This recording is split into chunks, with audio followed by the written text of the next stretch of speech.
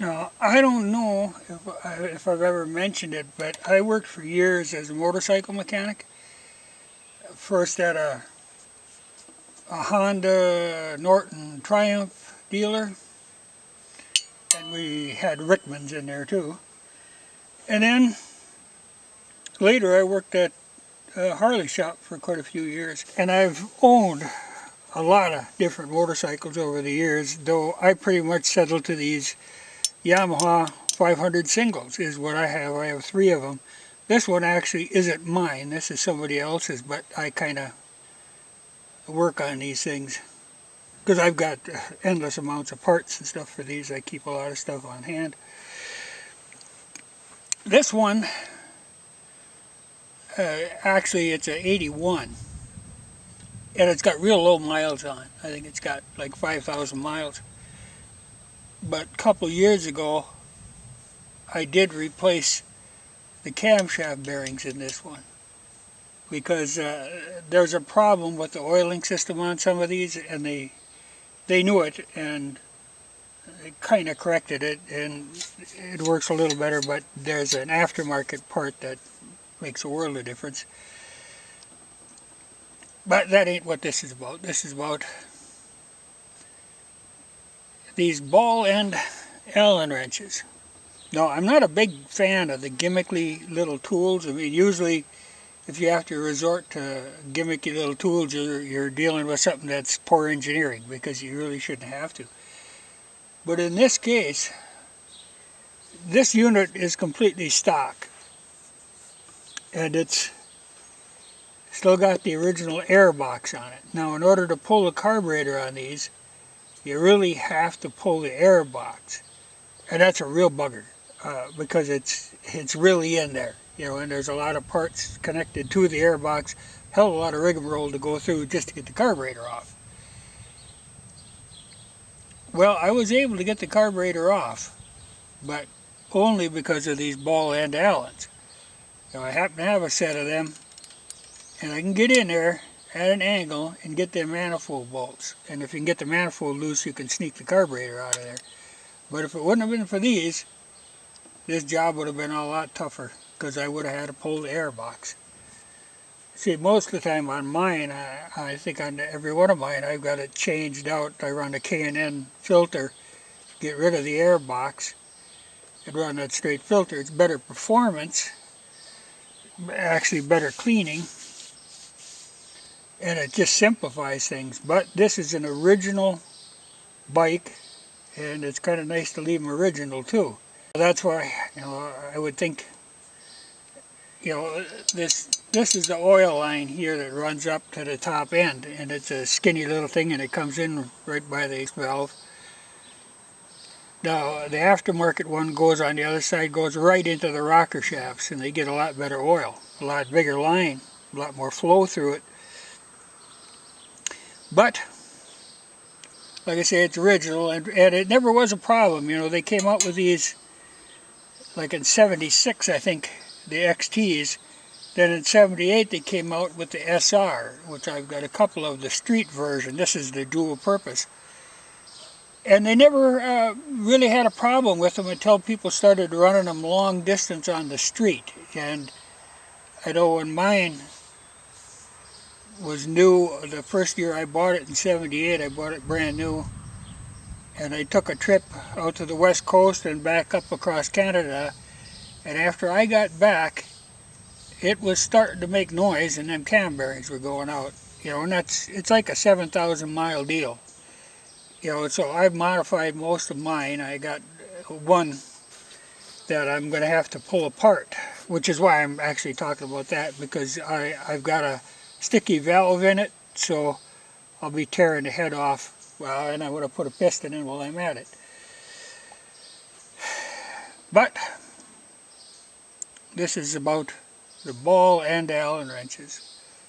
You know, I actually bought these by accident, and I happened to think of them when I was, you know, I was just looking for metric Allens, because these are all metric, and you really only use 2 of them on these. You use the 6 and the 5.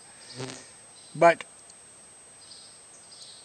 like I say, I bought them by accident, not knowing they were ball end, and I was actually a little disappointed when I saw they were ball end, because you can't put a lot of torque on that ball end, but they will get you in at an angle in a place you couldn't normally get. So they have their place in your toolbox.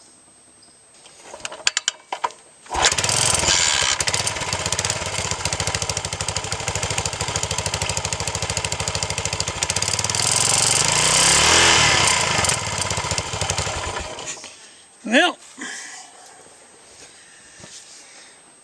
I'll explain what the problem had been on this thing, if you're curious. Inside the gas tank, there's a little plastic screen. And his little plastic screen had broken, and pieces of crap got down into the carburetor. And I'm sure, again, that's probably from that new type fuel, that plastic on that screen probably reacted badly to it. But the screen is replaced, the crap is out of the carburetor. The only thing I have to do yet is replace the exhaust manifold gasket, because it's kind of sputtering there. And then I'll do some test driving. But I think that's pretty well got her. These old single cylinders are, they're very simple, which is what makes them nice to work on. And if you have a problem, it's not that hard to find. The only thing, this is new enough where it's got the electronic ignition. Actually, on one of mine, I converted it back to the points, because the original one had points down here. And that's just a little more reliable, so I do like to have the points with the mechanical advance instead of that electronic that makes like 3 jumps. There's not a gradual advance curve, it does it in jumps. But I'll dig through my parts. I know I bought a bunch of exhaust manifold gaskets. Put one of them in here, it should be ready to go.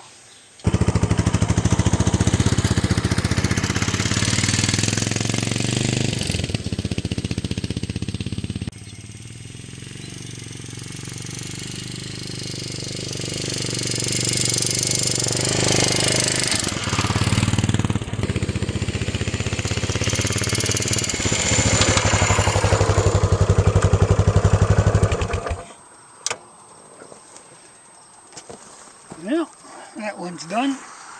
Well, this is going to be my next project. It's a stock SR, but I've got a 78.